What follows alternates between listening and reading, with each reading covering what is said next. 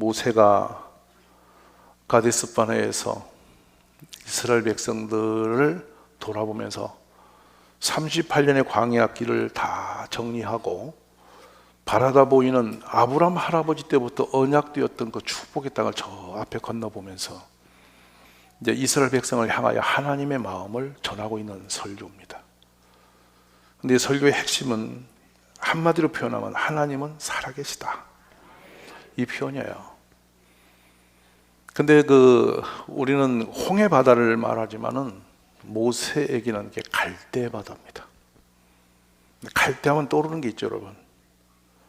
그는 죽을 수밖에 없는 시대에 태어나서 그 어머니가 석 달 동안 숨겨 기르다가 더는 숨길 수 없어서 갈대 상자에다가 담아서 그 나일강에 띄어놨죠. 근데 그 나일강에서 죽을 수밖에 없는 그를 공주님이 목욕으로 와서 건져다가 궁궐에서 40년을 길렀어요. 그러니까 갈대 소리만 들리면 이 모세에게는 아주 가슴에 오는 게 이 메시지가 있지 않겠어요? 그래서 우리는 그냥 멀리 홍해바다인데 이 모세는 하나님과 자기의 관계성이 갈대를 잃을 수가 없는 사람이었잖아요. 그 은혜의 세월을 흘러와서 이제 자신의 마지막을 다 이제 마쳐가면서 하나님께서는 이런 분이시야, 내가 경험한 하나님이 이런 분이시다, 여러분도 함께 그 하나님을 경험했지 않니? 그러면서 그 하나님을 어떻게 이제 섬겨야 되는지를 설명하고 있는 거예요. 그래서 신명기는 영어로 표현한 대로 하면 어떤 의미를 갖냐면 두 번째 율법이에요.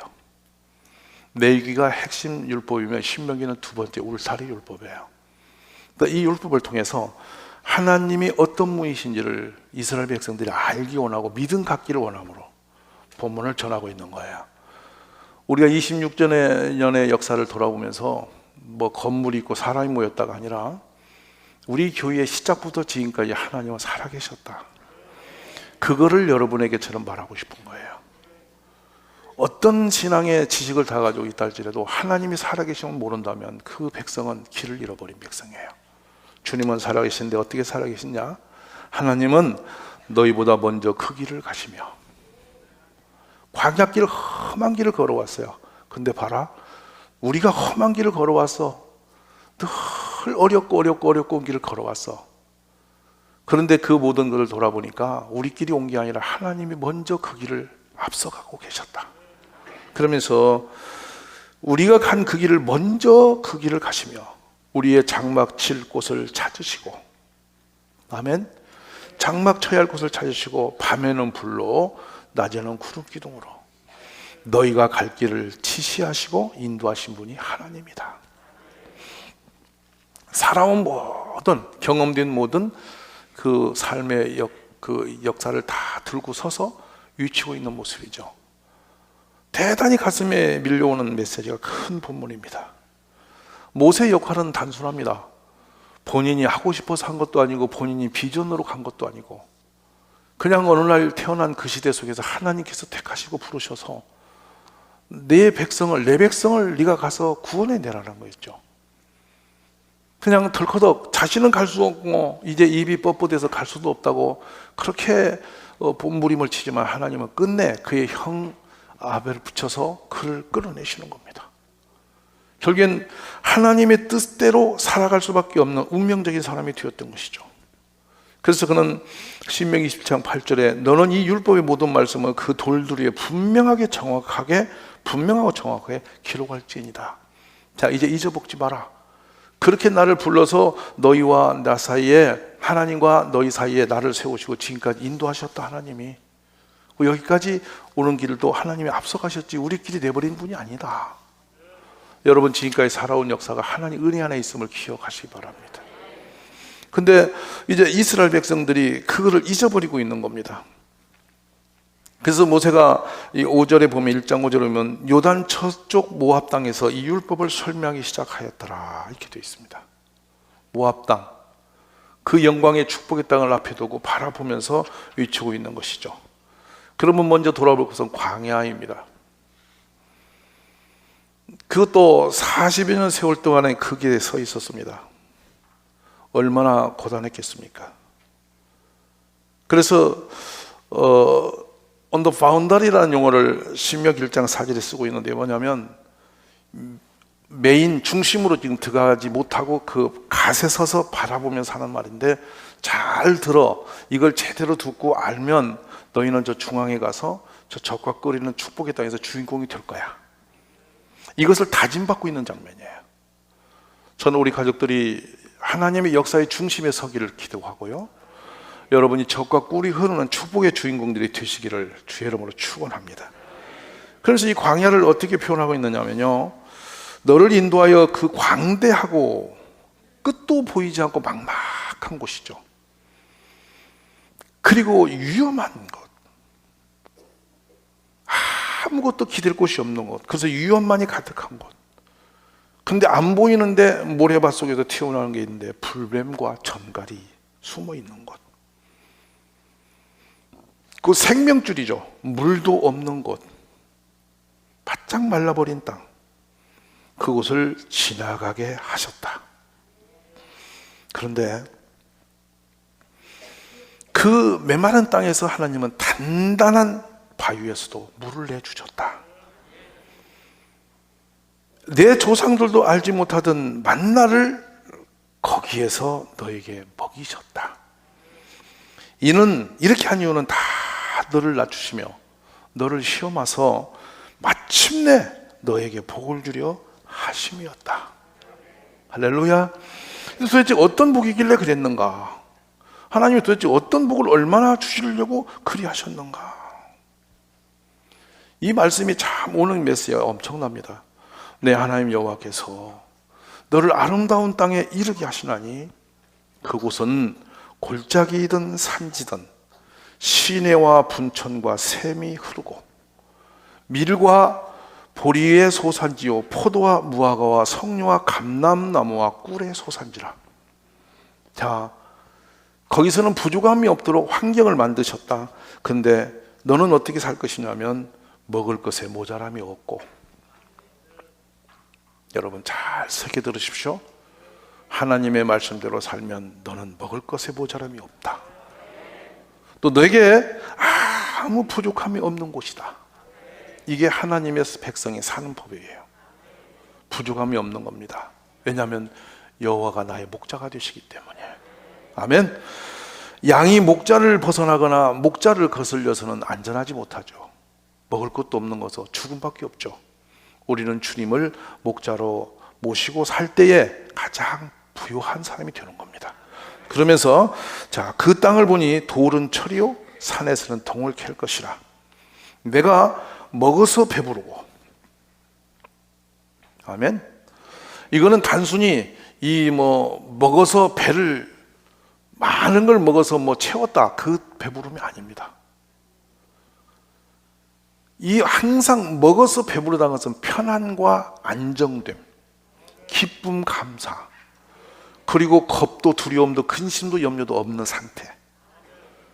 그러니까 뭘 먹어도 그냥 행복이 꽉 차오르는 그런 사람이죠. 종종 그런 표현하죠. 우리가 이렇게 행복해도 괜찮아? 이런 표현할 만한 그런 상태입니다. 그런데 보십시오. 너 하나님 여호와께서 옥토를 내게 주셨으므로 말미암아 너는 그런 속에서 찬송하며 있을 거야.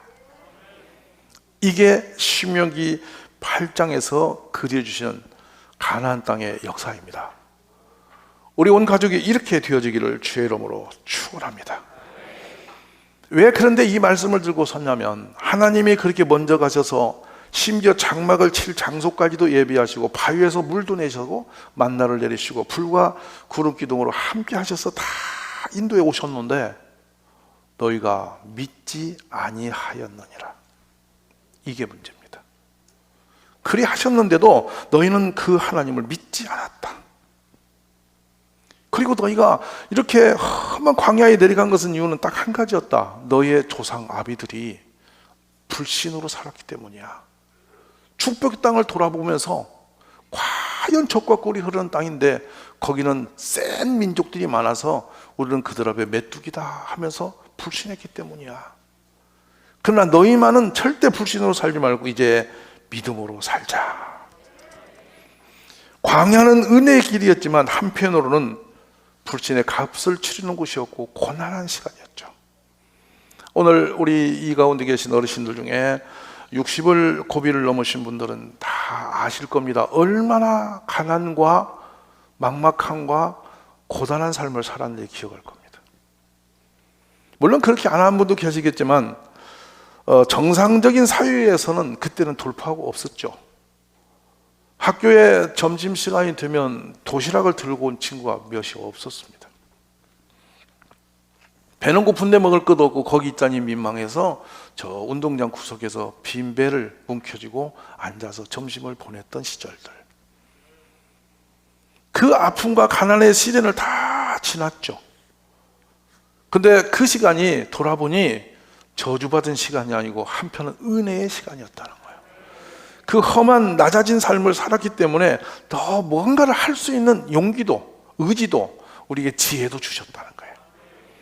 저는 우리의 돌아온 모든 길이 이스라엘 백성뿐만 아니라 우리나라에도 하나님의 은혜가 있었음을 믿습니다. 언젠가는 당진이라는 낯선 곳에 덜컥 오게 됐는데요, 고속도로가 어느 날 생겼더랬어요. 원래는 이렇게 저기 사교천을 돌아서 서울까지 6시간씩 하다가 사교천이 막히고 나서 이제 또 이 길로 서울을 가면 4시간 6시간 걸렸죠. 근데 이제 고속도로가 뚫리고는요, 이 당진이 종점처럼 당진이라는 이름이 서울에서 떴어요. 얼마나 반가웠는지 몰라요. 26년의 세월 속에 이 당진 땅이 그렇게 변했죠. 근데 교회 안에서도 많은 일들이 있었습니다. 안진병이 된 아이가 일어나 걷게 되고, 귀신 들린 사람들이 수없이 귀신이 나가고, 뇌 종양의 치유를 받고 유방암이 고쳐지고, 불치병자가 나음을 입었으며, 오늘 오전에 두 친구가 왔습니다만 치명적으로 임신 중에 쌍둥이 한 아이가 죽음으로 수술을 해내고 한 아이가 뱃속에 남았는데, 정말로 살 수 없고 이 아이는 지금 낙태시키는 길밖에 없나 한 아이를 끌어안고 기도했는데요, 이렇게 화장실 변기가 피가 넘치도록 하열이 되면서 그 아이가 살아남습니다. 지금 고3이 되었죠. 그저께 그 아버지가 몹시 몸이 안 좋아서 요양병원에 있어서 제가 신방을 갔는데, 그날 제가 그 집에 신방 갔던 그날이 자신들의 결혼 기념일이었대요. 참 가슴이 아팠어요. 참 부둥켜 거 참 많이 같이 울었습니다. 또 한 아이는 태중에서 이 복수의 엄마의 그 태중에서 아이 뱃속에 복수가 차는 거예요. 그런데 이 치료 방법이 없는 거예요. 그런데 이 아이의 배 안에 복수가 차고 엄마는 엄마대로 아이를 임신하니까 엄마 배가 막 쌍둥이처럼 커지기 시작해요. 그러면 낙태를 하자는 건데 어떻게 살아있는 생명을 그럴 수 있느냐 해서 기도로 실험을 합니다. 하루하루 점검하면서 대성 아파트에 생활을 하고 있는데 매일매일 물어보면서 어떠냐 하는데요, 그때 그 아이의 상태가 어떻게 되냐면 신장에 물이 차오르기 시작하면서 신장이 얼음보다 커져버리고 부어오르고 폐에도 물이 차들어가기 시작하는 거예요. 그 드디어 안 되겠다, 9개월이 되어서 서울 삼성병원에 출산을 위해서 보냅니다. 근데 내일 수술을 잡혔는데 오늘 자연 분만이 돼요. 할렐루야. 너무 놀라는 거야. 근데 신비로운 일은요, 이 아이는 평생 이제 천식으로 호흡곤란과 이 신장의 장애를 가지고 산다. 참 마음이 아팠죠. 그래서 집중으로 기도하는 가운데 어느 날 신장이 정상으로 돌아오고, 여러분 폐에 물이 빠지기 시작하는 거야. 지금 고등학생인데 너무 건강해서 탈이라고. 제가 아침에 그랬더니 누가 저보고 왜 여자보고 건강한 걸 탈이라고 하냐, 왜냐면 걔가 덩치가 좀 있어요. 근데 저는 덩치를 말한 게 아니고 걔가 정상적으로 사는 것 자체가 기적이다. 하나님은 그렇게 작은 일 하나까지도 응답하시면서 이 교회의 역사하심을 드러내주신 분이 하나님이세요. 격한 장벽들이 많았죠. 여기에 교회가 세워져서는 안 된다고 온 마을 분들이 같이 서명을 해서 그냥 극하게 건축을 방해하곤 하셨었어요. 그때 유일하게 동네에서 교회에 두르는 것을 반대하지 아니하신 증인이 계신데 바로 저 뒤에 계신 우리 이종인 권사님이세요. 남편께서 김진명 할아버지신데 모자 쓰고 지금 기도 잘 안 들으신데 와 계시는 거예요. 근데 저씨는 이제 6.25 상위 용사입니다. 근데 동네에 대박이더라고요, 양반이. 전도를 가는데 교회에 들어오는 것은 좋다는 거예요. 근데 당신은 교회 안 다니신다는 거예요. 그래서 왜 그러냐니까 나는 우리 부인을 저기 마을 오고 교회 입구다 데려다 놓고 나는 오는데 여러분 개근 학생이에요. 교회 안 갈 뿐이지. 그리고 권사님 거기를 다니시고 태워다 드리고 오시는 거예요. 그래서 이제 저하고 약속을 했는데 어르신이 저한테 뭐라냐면 교회 다니는 건 다 상놈들이라고. 왜냐하면 부모 조상의 제사도 안 지내는 못된 인간들이라고. 그래서 그 말씀이 맞잖아요, 여러분. 부모를 뭉개고 사니 그 좋은 사람이겠어요? 그래서 제가 이제 조상부터 제사에 대해 들어 따지고 이야기를 하다가 어르신이 나중에 저에게 이해를 하시고 설득이 되셨어, 이제. 그래서 그때 제가 이제 한 번이라도 오시는 게 좋겠다 싶어서 딱 주일날 한 번만 오시라고. 지금까지 25년 동안 그 약속을 지키세요. 주일날 예배만 나오세요, 한 번.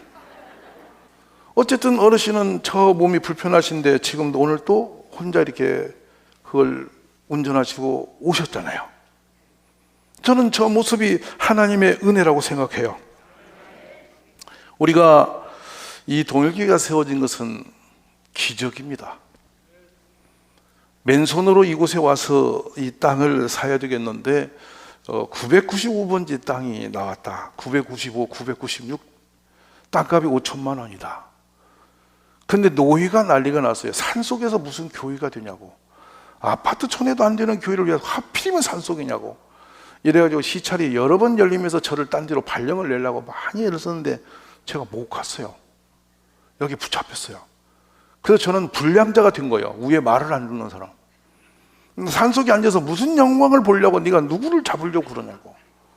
근데 어쩐지 저는 이곳에서 그 사역을 붙들고 있었는데요. 하나님께서 이 교회 시작부터 그 땅을 사는 문제가 기가 막힌 것은 부산 동일교회라고 있어요. 김창인 목사님께서 개척해서 피난민들이 세운 부산에 있는 교회예요.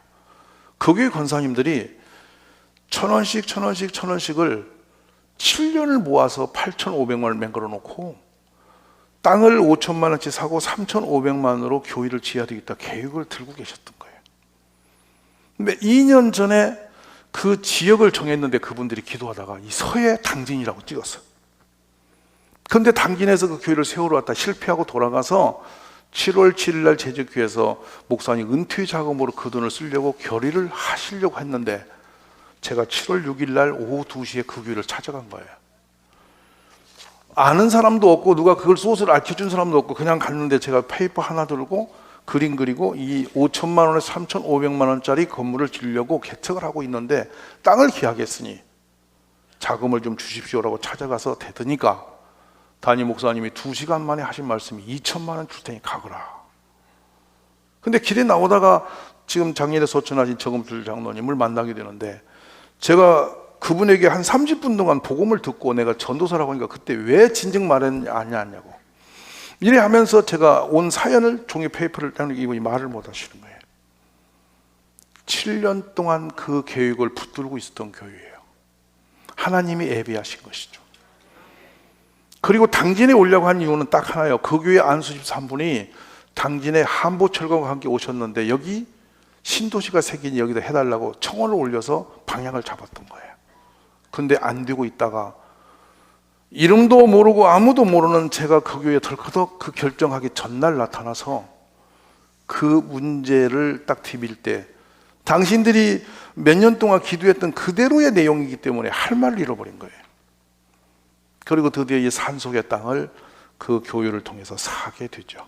종이 한 장의 기도가 역사가 되고 저곳이 살렘 어린이집이 세워진 처음에 우리 교회의 현장이에요. 왜 제가 이렇게 굳이 이야기를 계속해 드리냐면 하나님이 살아계신의 증거입니다. 어떻게 여기 있는 제가 그때 늦게 신학교에 그냥 들어가서 있는 제가 저걸 놓고 당진에서 저 땅에 놓고 기도를 한 것을 부산에서는 7년 동안 준비했느냐는 거예요. 그리고 어떻게 금액이 맞아지냐는 거예요. 그리고 그 계획이 어떻게 똑 떨어지냐는 거예요. 그러니까 부산 동일교인들이 이 상황 앞에서 할 말을 잃어버린 거예요. 땅값도 교회 계획도 위치도 모든 게 이렇게 얻어맞는 것은 상상이 안 가는데 근데 문제는 산속에 있다는 거야. 근데 여러분 지금 여기 앉아 계시잖아요. 누가 하신 겁니까? 하나님이 섬세하게 준비케 하셔서, 어제 지금 생존자가 몇 분 계세요 했더니 4분이 계시더라고요. 근데 그 얘기를 생생히 하고 계세요. 그 기도를 했던 분들은 아는 거예요, 가슴에. 이것이 주님의 은혜입니다. 사람이 인위적으로 만들어 놓은 것도 아니고, 사람이 세운 계획을 사람이 갖고 가는 것도 아니고, 주께서 그 마음을 주시고 신학을 하게 하시고 기도하게 하시고 땅값을 준비하게 하시고 또 저를 거기 찾아가게 하신 다음에 그 내용을 연합시켜서 이 땅의 땅을 구입하고 건물을 짓게 하신 거예요. 얼마나 놀라운 일입니까? 저는 그 돈이 통장에 꽂히고 땅을 인수하는 날부터, 그날이 7월 15일 월요일인데요, 10시에 제가 그 비가 오는 날 그 돈을 받아 땅값을 12시에 치르고 돌아서면서 15일 동안 한숨을 잘 수가 없었어요. 왜냐하면 이 심장이 떠는데, 온몸이 전류하려는데 내가 살아있지 않냐, 이거였습니다. 하나님이 이렇게 살아계신데 어쩔 수가 있나. 이 감동과 그 은혜 속에서 한숨을 잘 수가 없었어요. 그리고 이 땅을 우리가 이렇게 진행할 때 제 마음에 계속 아무것도 없을 때입니다. 이 계획도 전에 주께서 주신 말씀이 시편 37편이에요. 그냥 눈만 감으면, 기도만 하면 계속 기도를 시키는 거예요. 여호와를 기뻐라, 저가 내 마음의 소원을 들어주신다는 거예요. 그러면서 뒤에 말씀이 따라옵니다. 여호와를 바로 그의 도를 지키라. 그러면 너가 땅을 차지하게 하실 것이라. 악인이 끊어질 때에 너가 똑똑히 보리라. 아멘이십니까? 너기를 여호와께 맡기라. 그를 의지하면 그가 이루시고 내 의를 빛같이 나타내시며 내 공의를 정오에 빛같이 하실 것이다. 이제 그래서 우리는 더 낮은 곳에, 더 힘든 곳에, 하나님이 원하시는 곳에 힘을 내는 교회 되시기를 간절히 축원합니다. 하나님의 비전이 우리의 삶이 되고 그 비전 때문에 존재하는 교회와 성도님들이 되시기를 주의 이름으로 축원합니다. 내가 너 행위를 아노니 너가 작은 능력을 가지고도 내 말을 지키면 내 이름을 배반하지 아니하였도다. 착하고 충성된 종아, 참으로 잘하였도다. 너가 내가 참고 내 이름을 위하여 견디고 게으르지 아니한 것을 내가 안다. 이런 말씀들의 칭찬이 동일교회에 임하시기를 간절히 원합니다. 저는 늘 한 가지 기도한 내용이 있습니다. 우리 성도님들의 가정이 물된 동상 같은 가정 되기를 기도했습니다. 핵심 말씀은 이렇습니다. 내 창고와 너의 손으로 하는 모든 일에 복을 내리시고 내 하나님 여호와께서 내게 주시는 땅에서 내게 복을 주실 것이며 여호와께서 내가 맹세하신 대로 너를 세워 자기의 성민이 되게 하시리니 이는 너 하나님 여호와의 명령을 지켜 그 길로 행할 것임이라. 자, 그러면 땅의 모든 백성이 여호와의 이름이 너를 위하여 불리는 것을 보고 너를 두려워하리라. 여호와께서 너를 위하여 하늘 아름다운 보고를 여시사 내 땅에 때를 따라 비를 내리시고 내 손으로 하는 모든 일에 복을 주시리니 너가 많은 민족에게 구워줄 줄 알아 너는 꾸지 아니할 것이요 여호와께서 너를 머리가 되고 꼬리가 되지 않게 하시며 위에만 있고 아래에 있지 않게 하시리니 오직 너는 내가 오늘 내게 명령한 데 하나님 여호와의 명령을 듣고 지켜 행하라. 할렐루야. 지금도 우리 하나님은 기도 속에 계시고 우리의 삶 속에 역사하시는 분이십니다. 때로 종종 많은 병이 있다고 큰일 났다고 하시는 분들과 우리가 기도를 나누고 어느 날 돌아오면 병이 없대요. 하나님이 그 병을 지워버리시는 겁니다. 낫게 하셔요. 살아계신 거예요, 여러분. 그리고 우리가 상상도 안 한 일들을 하나님은 준비하시고 하시는 분이세요. 저는 살아계신 하나님이 앞서 일하시는 동일교회, 앞으로도 영원히 주님이 그렇게 함께 하심을 믿습니다. 여러분의 가정에 그 축복이 임하시기를 주의 이름으로 축원합니다.